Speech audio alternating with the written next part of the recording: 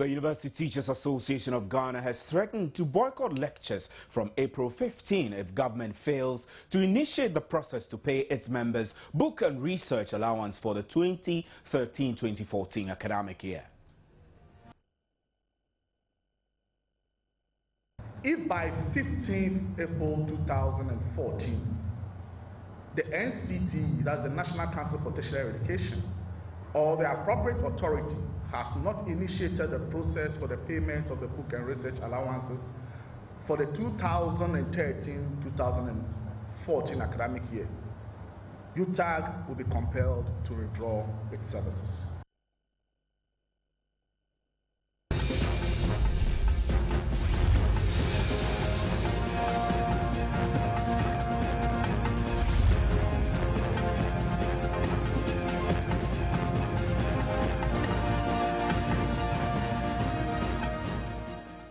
Now, government in the 2014 budget statement indicated that as part of efforts to encourage research work in tertiary institutions, the existing system of payment of book and research allowance was to be reviewed and replaced with a research facility. However, UTAG says various meetings with government has failed to yield results which have led to agitations among its various campuses.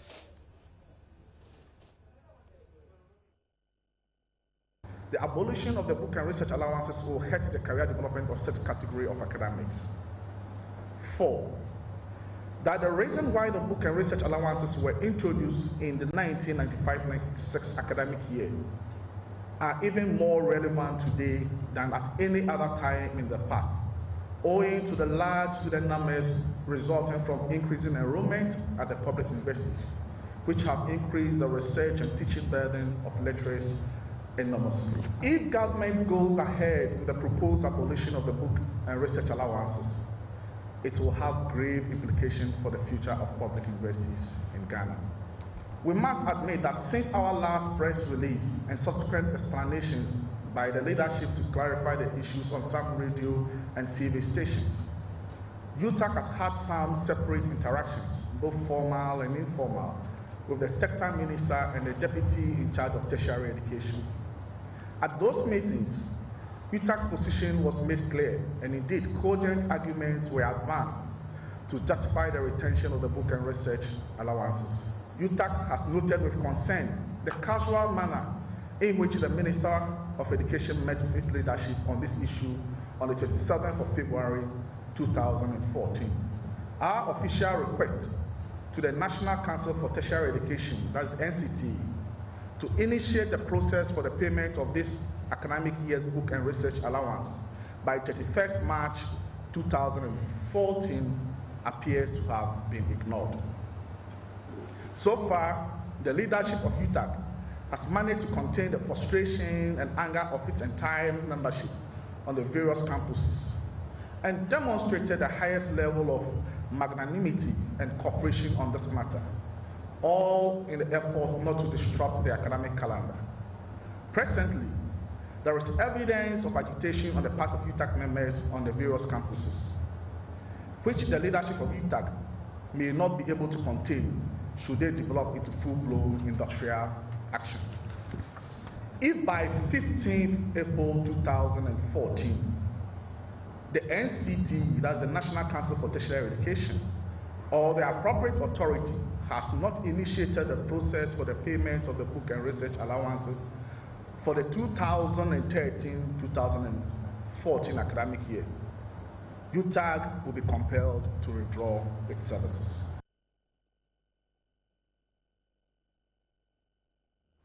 And my name is Stephen Anti, and this is today's big story.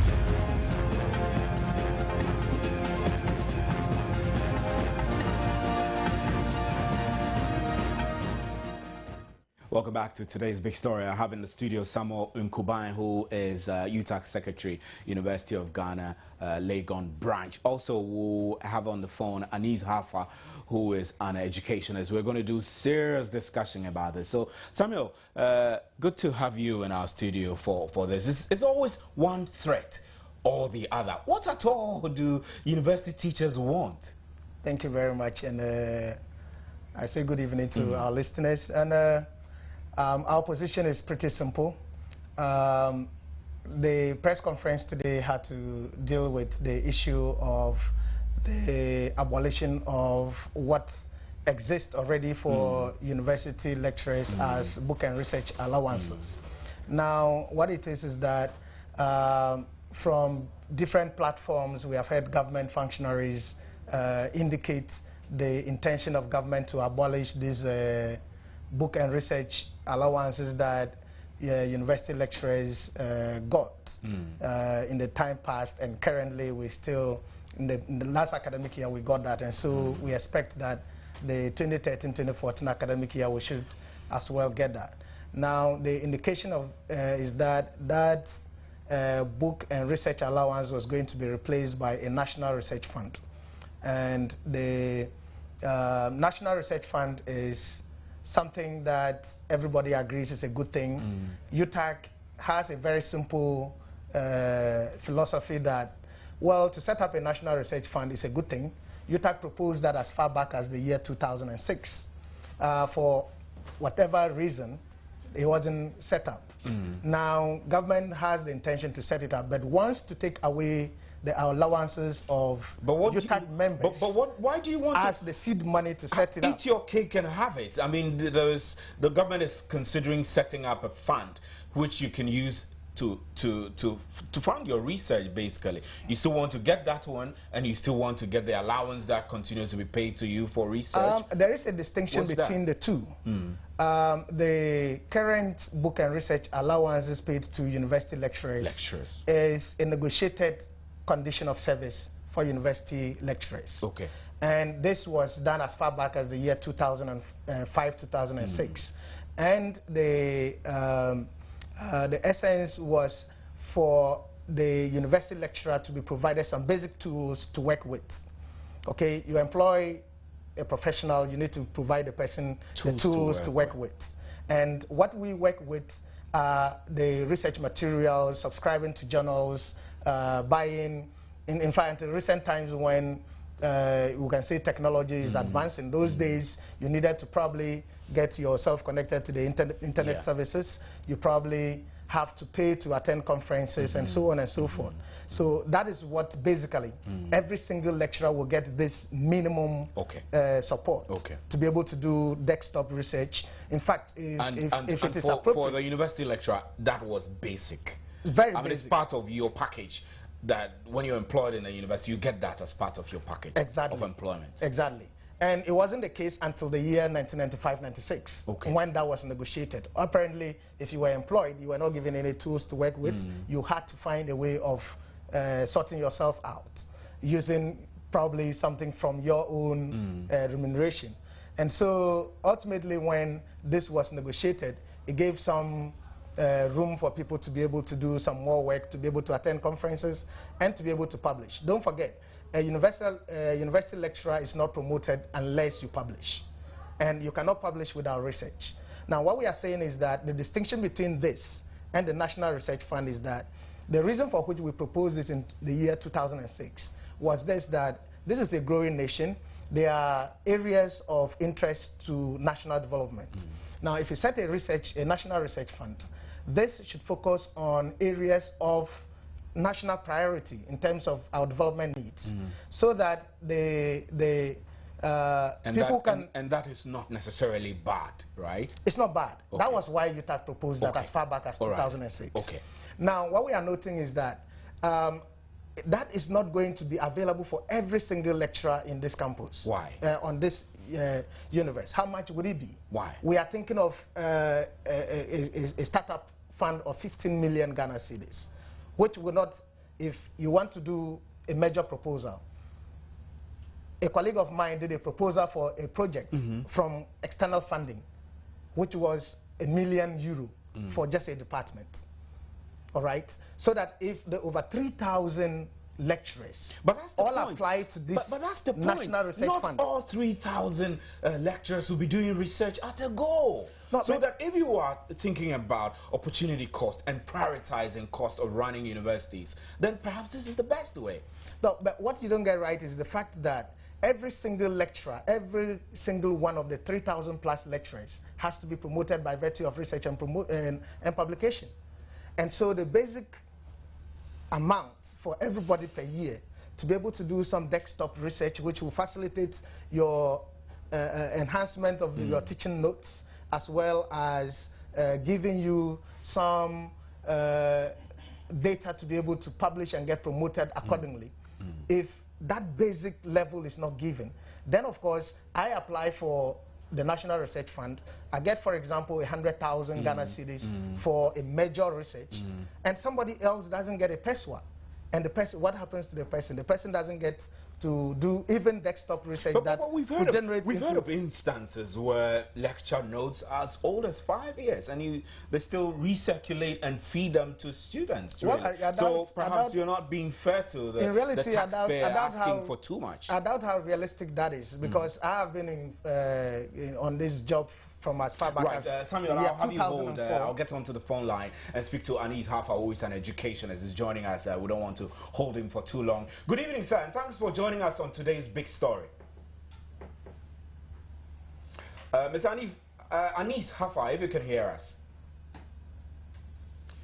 Well, I think I can hear you. Good. Now, the key issue here is that government is considering scrapping the regular research and book allowances that university lecturers get. And our understanding here in the studio is that this is usually negotiated as part of the package when lecturers are employed.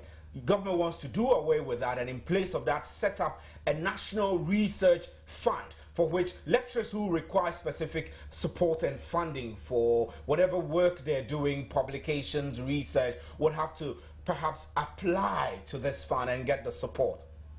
The UTAG members are not exactly happy. Do you think that they are playing it fair for the rest of Ghanaians who fund their operations and activities? You know, this is a subject, you know, when we talk about the elephant in the room, I think this is a subject that has now developed into what I call an opportunity for dialogue. You know, there are two sides to this story. First of all, the teachers need to have what it is that they need to be successful in their teaching. We cannot dispute that. Then the second part, as far as the government is concerned, is that there are social costs to education. There has to be some cost-benefit analysis so that we know the way forward. Now, the issue is that the bigger picture and the bigger question is, how are we raising our youth at the university level? I think that is very critical. Many times, we begin to look at just the cognitive aspects of education, what we are teaching, the notes that teachers are preparing, the notes that students are preparing, examination and so on. But the time has come where we have to, when we look at development, I think the young man was speaking about it, when we look at development, we want to now look at how we can develop our young people to be solid problem solvers. That is key. So what your argument is that government must pay for it, must pay to get the right education for our citizens through perhaps effective support and research allocation? That's what I'm saying. There are two sides to the story. The teachers need to have what they need to be successful. Right. On the other hand, whatever research, whatever it is that we have to do, the social cost of education has to be taken into consideration, because it really is bothersome that we have young people who are leaving our universities and they are functionally illiterate in many cases. Now we have situations where there are associations of graduate unemployment. The important thing is that whatever we do now opens the room for a dialogue. We need to speak about this. We cannot assume that we can go on business as usual because our children are being shortchanged in the process. So this is the dialogue has to continue. But for me, the most important thing is that what are our students coming out with? How functional are they going to be? How confident is the education and the research on all these fantastic things that we want? How are these things preparing them to be problem solvers?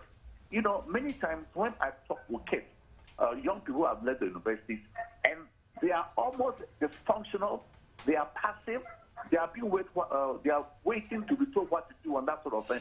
All of that are critical issues that have come to the fore. And this dialogue has to continue. Right. Teachers must be supported. Teachers no must two be ways supported. About it. Right. To prepare, but they have to begin to prepare the right thing. Right. That will really elevate the standards of teaching at the university level. Right. And then the government also has to be supportive. But at the end of the day, there has to be cost-benefit analysis. How much are we spending and what are we going to get them for it? The dialogue must continue. Right. Mr. Hafa, I'll have you hold and bounce back to the studio. So, Samuel, you heard him say that dialogue must continue. Is it that UTAG is not finding the appropriate mechanisms to employ in dialogue so you get what you want and government also perhaps get what it wants, which will lead to quality teaching and input to students' learning? Well, what I would indicate on the matter is that for quite some time, it was in the media that government intends to abolish the book and research allowance for a national research fund.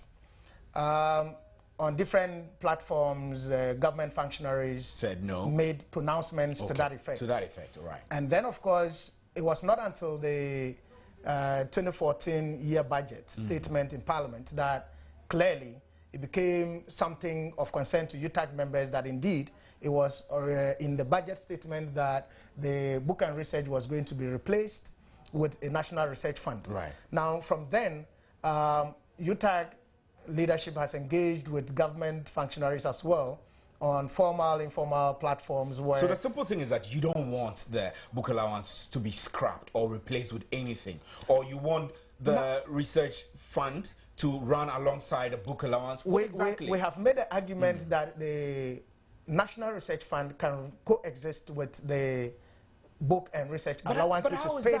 How is that possible in a country with limited resources? Unless, of course, the argument is that unless, of course, the National Research Fund is going to say that even, in fact, as far back as 2009, UTAG was making the case for the fact that the current research and book allowances were inadequate. And we proposed for an upward adjustment as far back as the year 2009. And no response to that effect. No show. No show. Let's put it that way. And then, of course, we go beyond that level. And as it stands, if the National Research Fund is going to provide for every lecturer a basic amount, in fact, which, of course, we agree what we currently take is inadequate, above what we currently take, so that every lecturer gets that basic for the research that they need, desktop research to improve their academic notes as well as be able to attend conferences and get some publications out that contributes towards the person's promotion. You can serve for 10 years without getting promoted because you have not been able to publish. The National Research Wouldn't Fund, that be because possibly you are lazy? I mean, if you find innovative ways of going about it, you can publish every few months. The reality is that in some cases, to publish in some journals, you need to pay for the publications. And you have to fund that. So people have papers sitting on their desks. They don't have the funding to be able to publish. So that is the reality. And so if that is the case, that the National Research Fund is going to provide some level ground so that every lecturer gets some basic starting point. And then you can now apply for a major funding for a major research tailored towards a particular development need of the country. Then, of course, it makes the sense that we are arguing for.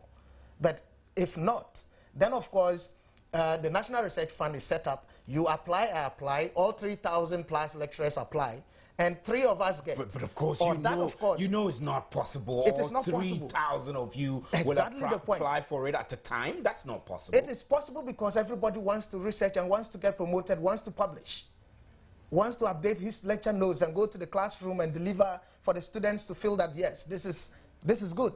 Right. Okay? So that if you apply and I apply and you get, I don't get, then it means that I'm going to mark time for years. All right, Samuel, I'm afraid that we might have to wrap up, bring our conversations to a close. And Hanis Hafa, if you're still there, I'll give you a minute to wrap. I mean, here is the case. The university teachers don't want the existing research book allowance to be scrapped and replaced with a fund, because they're concerned that if it happens that all 3,000 lecturers in this country apply for the fund at a go, there might be challenges. What do you say should be the way forward in resolving these dark urges? Right. I think you use the word innovation. You know, like the professors need to be publishing and that sort of thing. But the time has come to begin to publish on our own website. I mean, if publishing through some other medium is too expensive, then we have to be innovative enough. We need to expand our own website and make sure that the quality material that we are producing at least see the light of day. That's one way to look at it. Another way to look at all this is that we have to begin to be ICT savvy. For example, the amount of time that we spend on lectures a lot of the lectures, what we call flipping, a lot of the lectures now can be posted on the website so that the young people can go on there and listen to the lectures ahead of time before they come into the lecture halls. So that when we come into the lecture halls, we are hands-on problem-solving activities that have to kick in. Right. The other thing for the lectures too, that there's a lot of new information on the internet. This information comes on a day-to-day basis. So basically, if we have an effective ICT programs at the universities themselves, we realize that we save a lot of money and a lot of time, and also give the exposure. Look, every person wants to be recognized.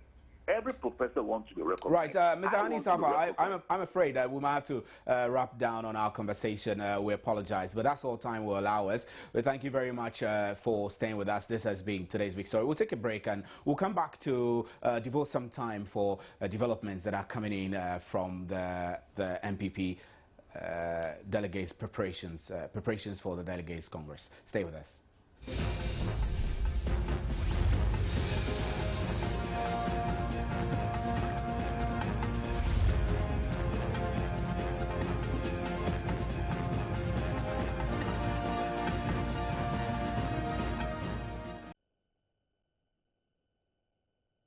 Now, aspiring General Secretary of the opposition New Patriotic Party, Kwabena Ejapong, is said to have been involved in an accident. The accident occurred on the Accra and Swem Road, according to his aide, Davis Opoku-Ansah. Ejapong and his team were on their way to Kumasi for a press conference prior to their departure to Tamale for the party's National Delegates Conference scheduled for Saturday, April 12. We have on the phone line now Chairman of AFAG, Dr. Nana Ayu Efriye, who was part of the accident victims, we're told. So, good evening, sir, and thanks for joining us on today's Big Story.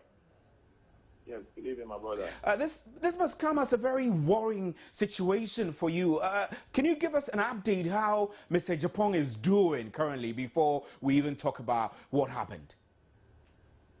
Yeah, Mr. Ejapong was sent to study service. As a matter of fact, that much as we described this accident as a very terrible one. The best of my physical impression, he was well. The only complaint of pain in the right upper arm. And apart from that, there was no cut of him, and he was physically fit. Right, so Dr. Efriye, the images we're seeing on social media, Facebook and other places, it's very terrible. I mean, is anybody in very critical condition or anybody dead? Nobody, no one died. No one died. I'm telling you, like I said, it's a miracle. Kwabena himself, before we set off, dedicated our trip to the able hands of the good Lord. We had a prayer, and I think that we have survived by His grace. So you were part of the convoy, right? Absolutely. What exactly happened? It was raining there about 1:30 here, and we had just left the Amasaman area using the new road just behind us. Right. And I think there was kind of flat on the road. So the car skidded off the road, hit the gutter in between the one leading to Kumasi and the one heading to Afar. The car somersaulted several times, and then we ended up facing back to Afar. The other way. Yes. The car is destroyed. That must have been very frightening. I mean, you were in that. Absolutely. You were in the same. You were in the same car, right? I was. What was going on in your mind when this was happening? I'm sure you were thinking, Jesus, this will be the end of you. My brother, all we could say is just mentioned in the car. We are very grateful to God for bringing you out of this. This must have shaken you up a bit, and possibly you're thinking, forget about this General Secretary contest. Did Mr. Japan begin to feel that way? No way. I think it was a challenge that was meant to have come his way, and the court and the part of the court. Right. And I think that he has overcome it, because physically he's absolutely safe. I'm sure. I am currently myself and Popo and son. We managed to come to my hospital, St. John's Hospital, right. Yes, and he and the driver, a passerby helped. Right. We had thought we were going to bring him also here, but I think this week will be 37. But he actually helped us on the car, because he got out of the car first, and he helped all of us to get out. Right. So it's purely one of the kind that I can describe as a natural. It's a clear accident, no suspicion anywhere. Well, and Dr. Nana Ayu Afriye, we're very grateful that you could make time to give us this narrative. We're praying for a speedy recovery, and we wish you all the best in your preparations towards the delegates conference, if you are well enough to partake. This is today's big story. We'll wrap it down here and take a break. We'll be back with an interactive segment. Stay with us.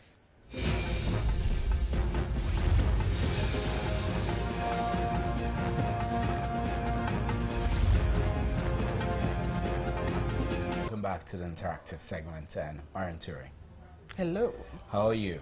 Soldiering on like a pro. Yeah, that's fine. Hearing the narrative of Dr. Ayu Afriye, it's very scary. It is very, very scary. In an accident like that, scary. It happened to me once, really. I was driving top speed on the Takrady Shamar Road, and my car skidded off the street, and you go blank sometimes. Yeah. And I was asking him, so what was going on in your mind? As if you can remember. No, sometimes you cannot. You go blank. Anyway, we're talking about maternal mortality. Mortality. Yes, that a lot of women are losing their lives to bring life into this world. It's amazing, and we don't know. The major causes, obviously, would be that they don't have access to midwives and what they need to actually, bring forth safely. Anyway. But we hope something can be done about it. Welcome to JN Interactive. My name is Mariam Ture.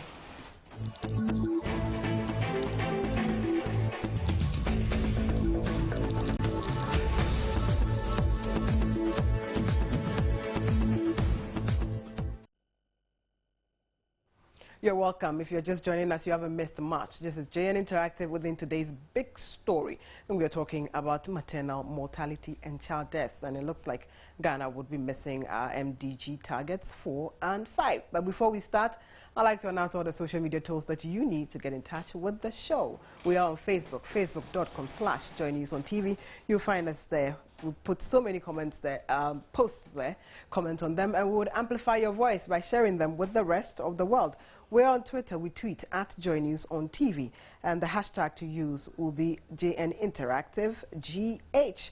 I am on Twitter too, and I tweet at MN Ture. The email to use will be joynewsim@multitvworld.com, and our WhatsApp number, we have actually changed it, but we're using this also, 0260-518-801 or 0540-109-009. So that is what would be active from here on. You may want to save that and then get WhatsApping with us. And as we say here, this is where tech meets news to set the agenda. So let's go into the meat of what is trending today. In 2012, Parliament's Special Committee on Poverty Reduction indicated Ghana might not achieve the MDG target of reducing maternal mortality rate of 185 to 10,000 live deaths by 2015. And 2 years after the committee made that comment, the situation does not even seem to have improved. And according to new data released by the District Health Information Management System, 123 more mothers died during childbirth last year, whilst 274 more babies were born dead during the same period, and I have a breakdown of it here. I'm hoping that you'll be able to see it as it projects on your screen also, and then share it with me. That Greater Accra alone recorded 201 deaths, Ashanti Region 200 deaths, Eastern 124, Northern 99, Brongahafo 95, Western Region 85 deaths, Volta 73, Central 68, Upper West 34, and Upper East 33. And the highest of these figures were recorded in the Ashanti region, 200. That is staggering indeed to see that mothers who have actually toiled, some would have waited a long time to want to have children, go and they lose their lives, they don't come back. And this is a very, very sorry state indeed. Yeah. So, we were hoping that we would get, to understand what the new report actually means for Ghana, especially, in line with the deadline of meeting MDGs, 4 and 5. And it's barely a year away, and, we're hoping that you can also see one on stillbirths at this particular moment. I was hoping that it would be on the screen, but it is not on the screen right now. If it does come on, I would take you through it. I'm hoping to have a resource person on the line who is in the person of Dr. Linda Vanatu, who is the Deputy Director of the Ghana Health Services. So we're hoping that she is on the line at this moment, and she can join us to clarify a few things for us. Hello, Doc. Hello, good evening. Good evening. Welcome to the show. Thank you very much. My first question would be that the new District Health Information Management System, has issued a report, which I'm hoping that you would have also seen. And it suggests that, we are not making much progress in terms of meeting MDGs 4 and 5, which is maternal mortality. And now it's up from 889 to 1,012, and stillbirths increased to 11,967. What do you say about all of these figures? Well, let me say good evening to all the listeners, and also to correct my title. I'm actually the Regional Director of Health. Okay. In the Greater Accra region. Okay. I don't know whether you were looking for the Deputy Director. Right. Okay. So she could have spoken to the national figure. But let me try to answer some of the questions pertaining to the MDGs for a study. For the benefit of people listening to us, the MDG 4 deals with children, and we are supposed to reduce that by 2/3. The figures that we had in 1990, due to by 2/3 by 2016. And then for the MDG 5, to reduce deaths related to pregnancy and childbirth by 2/4 by 2015. That's the figure that we had for 1990. Right. And if you don't mind, I think that I'll just mention some of the contributory factors to maternal death and also to stillbirth or newborn death. And then go on to talk about some of the figures, and I will focus my presentation on the Greater Accra region. But we can talk about Ghana in general. We have what has been known as the three delays to leading causes of maternal death.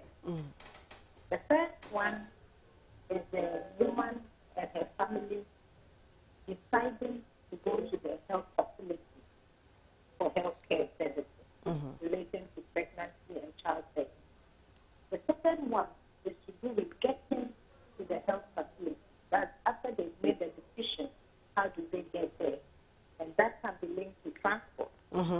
she get there? Does she have plans to go? What is she taking along and all that? So that is the second one. And then the third delay is to do with when she has managed to get to the hospital, how we as healthcare providers give her the needed care to ensure that she survives and the baby also survives. So along these lines, we find that there could be delays, including even the health facility, and there are various reasons. The home decision may be due to some belief that the person has, or the fact that she doesn't really want to go to the hospital, or that whoever has to take her may not be available, or several other reasons. And to try to overcome that, we use the antenatal period to educate them about preparing for delivery. So we call something birth preparedness and complication preparedness. So that even during the antenatal period, she will discuss with her spouse and the immediate family who will support her, where is she going to deliver, how is she going to get there, and all that. If that is done, we could overcome the second delay, which is to do with the transport to get there. And then we also use the opportunity to train our... Hello? Oh, I think the line dropped, so we'll try and re-establish contact. But whilst we wait to re-establish contact, I'd want us to watch a playback of a report on childbirth, which was carried out at Mangoti Decay. It is a community in the Volta region, so stay with us. We'll get back to Doctor. It is late noon on 30th December 2013. 23-year-old Malfamo is feeling the pain of labor. Ideally, she should be at the labor ward. But there is no health facility in Mangotidike. She will be delivered by Chief of the town, Togwi Bill Moses. He takes Malfamo through the procedure, administering his usual herbs as he waits for signs of the baby's arrival. Every mother in this village has gone through this to have their babies. Togwi tells me the village needs a structure in which he can perform this function as the situation gets terrible when it rains. Because there is no shelter, we are always at the mercy of the weather. I need a shelter exactly where I work.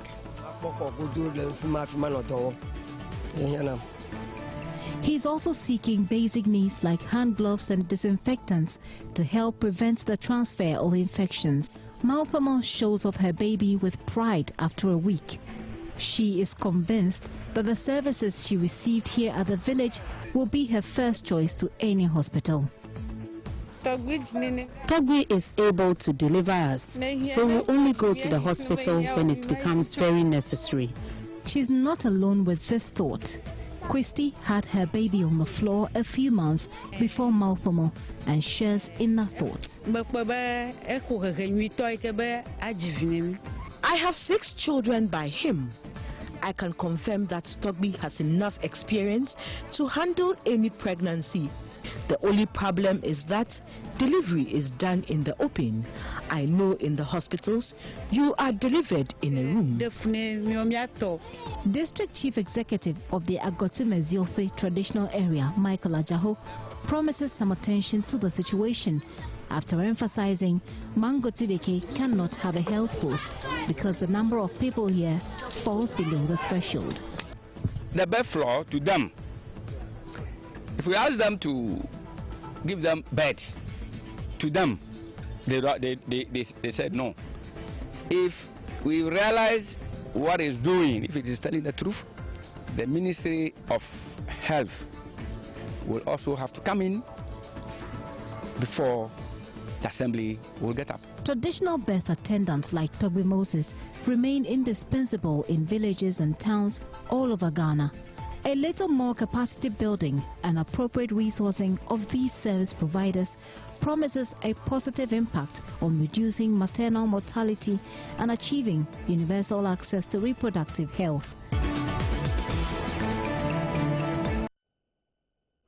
And the story you just watched in our video blog highlights the challenges that women are facing to actually have children. And it is Amazing indeed. And I was talking to Dr. Van Otu before the line went off, and she's back on the phone. Hello, Doc. Hello. Yes, you were actually taking me through some of the delays that actually, you know, are hindering us. Please continue from there if you can. Yes. Thank you. So once you've been able to get to the hospital, then it is our responsibility to ensure that you get the needed care. That is where sometimes we also have delays. It will be a delay in taking the decision to intervene, because this woman may have challenges delivering normally, and therefore cesarean sections may need to be performed, and that could be delayed for one reason or the other. For example, depending on the time that she comes, if it is that it is very late in the night or very, very early in the morning, when we don't have the specialist there at the hospital, that could be late. But to avoid such instances, we have a form which we use to monitor the women in labor, so that an alert line, when that portion is reached, can be used to inform the doctor to come and perform the cesarean section, or to come and review to see whether this woman should be allowed to deliver vaginally or not. In some instances, by the time the woman comes, that woman may have had a problem with the blood pressure going very high. And some of these things can be identified during the antenatal period. For example, a woman who becomes too big during pregnancy, who has swollen feet, swollen face, swollen hands, and all that, should know that this is not a boy, and it is not because she's carrying twins, but it is a mark of a disease that can be fatal. Right. If it is that she has headache, or feels dizzy, or feels any awkward symptoms, she should report to the nearest facility. Because if the blood pressure goes too high during the pregnancy, it can even end up faking, like somebody who has epilepsy. Right. And that will be fatal for the woman and also for the baby. From what you've just been saying, I can sum it up to mean that communication, education is the key here. Exactly. But besides that, what is the GES doing, you know, to actually lower the figure for this year? We're doing a lot. Okay. One of the things we're doing is that every pregnant woman should be attached to a midwife and a community health nurse. So we are asking that the community health nurses are sent into the communities to try and identify all pregnant women, register them, and then link them up to the health facilities. And these community health nurses will be overseen by midwives. So we are asking that every pregnant woman should be accounted for. So, for example, if I am in charge of an area and I have 10 pregnant women in that area, I should know what happened to them, and I should give them all the needed information that they need to have, and also involve their spouses and other people. We also run what we call pregnancy schools, and these ones are separate from the normal antenatal. Right. You see, the antenatal, when they come, we have designed it in such a way that we call it the focused antenatal, where I, as a midwife, will see you, check your blood pressure, check your baby, see whether the baby is okay, discuss with you any challenges that you have and anything that I find, and get you to see me so that you can have confidence in me and share your challenges with me. And then during the pregnancy school, it is for a group of pregnant women plus their spouses or whoever will support them. And we use that opportunity to talk more about pregnancy and pregnancy-related issues. So it's a group thing. The good thing with that is that you have an opportunity to also ask questions, because we are not under any pressure. Right. And again, you can bring your spouse so that he can also ask questions if you have to ask questions. And sometimes we even let them peep into the labor ward. So some people don't really want to go to the hospital because of one or two reasons, or because of their own perceptions about the place. And we also use it to do couple counseling. If you have any challenges as couples, you can use that time to talk about it. We also try very hard to get people to donate blood. And we do this in the community. So we have blood donation of exercises where we have volunteers who go out and talk to people to donate freely. It is important because the major causes of death are bleeding after delivery, sometimes before delivery, but most of the time after delivery. Right. And also the raised blood pressure I talked about. Mm-hmm. The woman may not have hypertension to start with, but somewhere along the line, during the pregnancy, her blood pressure can go very high, and that can lead to death. These are two major causes of death in our country. Okay. The third one, which we are seeing, which is very, very, very unfortunate, is abortion. Right. Some people, when they are pregnant, they don't want to have the pregnancy, but they did not probably know that they could go for family planning or contraception so that they wouldn't become pregnant. Now, there is this medicine around which people call do up, do down. And some people, some of them young though, would buy this, take to research tools. And because they are afraid to tell their family members and the rest, some of them, even when they start bleeding, they keep it. So they are bound to collapse. Then they are sent to the hospital. Right. And unfortunately, some of them die. And But these are three main, yes. Okay, but I wanted to ask, can traditional birth attendants like the chief we saw in the video blog be equipped to actually help address the situation? You see, one of the things we are doing with that is that we are asking our midwives to work with the traditional birth attendants.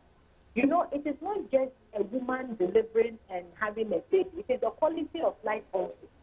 And DBAs have not been trained for a very long time. There are some of them who have done the work over the years using their own skills, so to speak.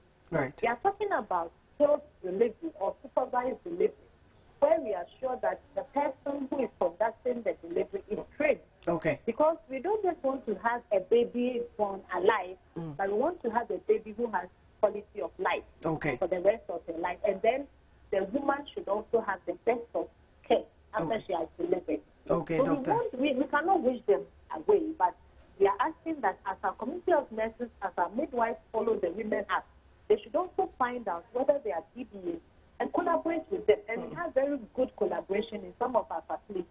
Okay, Doc. That, yes. Yes, our time is actually up. I thank you so much for actually sharing all of these insights with us. Thank you so much. And that was Dr. Linda Van Otu actually, helping us to understand some of the causes of all of these. And the major ones will be the delays that she was talking about. We have our video blog standing by. Sarah has been out there, to pick your brain on all of this. We'll play our video blog. And when we come back, I'll take some comments that I've been dropping in on social media. The women should take their antenatal care very serious, and also the government should try and migrate more of the pregnant women to the National Health Insurance Scheme so that they can get free medical care.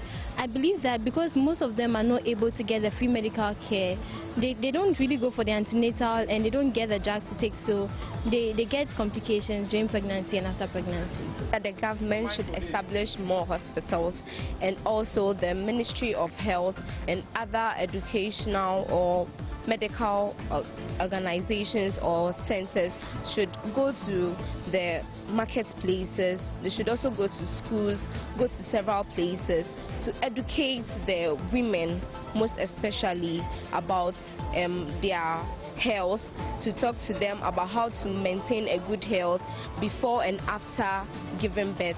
And also they should know the right food to take, the diet, how to control their diet, and so that when the child is coming, they wouldn't find any difficulty in them coming, because such things lead to the death of the kids. And also they shouldn't have any pressure on themselves. They should exercise more, and when doing other things, they should call on their husbands or their boyfriends or things like that to help them with any difficult tasks. And I think by so doing, maternal mortality rates will be reduced in this country. The whole issue boils down to the fact that we have to care for our women, the pregnant women, and that is one of the Millennium Development Goals.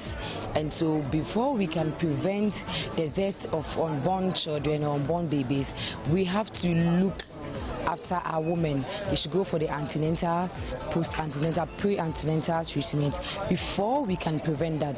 We'll be able to prevent it if right from the onset, when pregnant women realize, or when women realize that they are pregnant, they start to visit the hospital earlier, go through their antenatal care, such that professionals will be able to ensure that in case there will be any, bad conditions in the process of day delivering or after birth, be able to prevent it right from the onset. So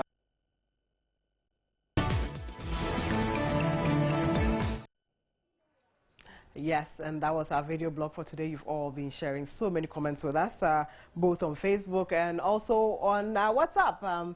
Some of the WhatsApp have been dropping in, and I'll take them. Hopefully they drop, and then I'll take them for you. And this one is coming from Kwame Hart, Cape Coast. He says, it's been more serious on our diets as nursing mothers. This will help reduce the infant mortality because what we take in is more important, and that is what you want us all to note. Maternal mortality can only be minimized, not eradicated. Even to minimize it, we ought to intensify public education in rural areas because some still give birth at home. And this is from Anafu Roger Kareem. Nice. And the government should build more CHIPS compounds and train more midwives. Also, pregnant women should be encouraged to deliver in health facilities, and you didn't put any name there. And my last one, parents should learn to be responsible and take care of their kids. Family planning should be encouraged to control family size. And that is our WhatsApps that have been dropping in for today. We can also go on to Facebook and take some comments that have been dropped in. And we always set the precursor, so this is it. It's been set already, and we've been asking you to share your views with us. The question was, what does it mean as we struggle to meet the Millennium Development Goals 4 and 5, and are we missing something in our efforts to halt the deaths? And Nuakwa says, I think government is not doing enough. Mothers must also help by eating nutritious foods despite our economy and do whatever the doctor tells them to do. Doctors and midwives must also accept postings to rural areas since most of the cases come from that area of Ghana. We love our mothers so much.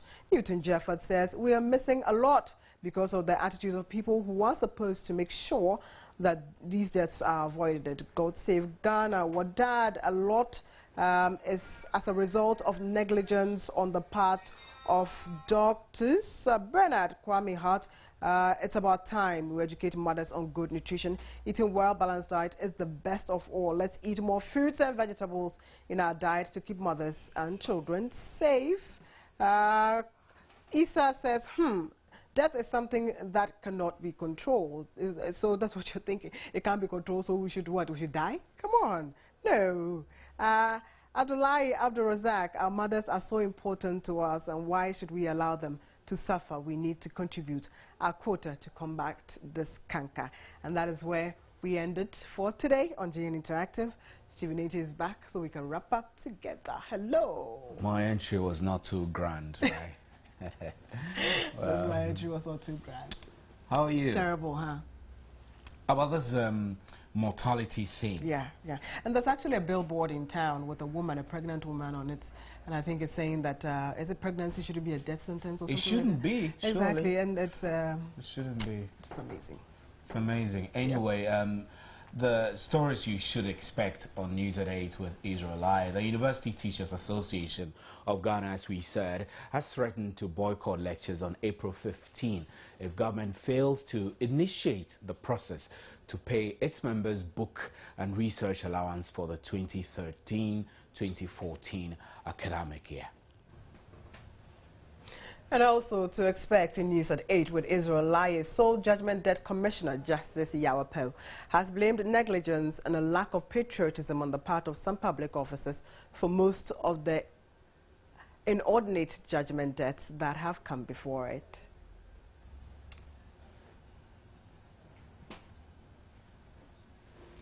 Inordinate judgment debts, that's some wild English. Can you imagine? Yeah. Anyway, so and also you should expect a Joy News exclusive right after Interactive. We'll bring you the exclusive. So Yep.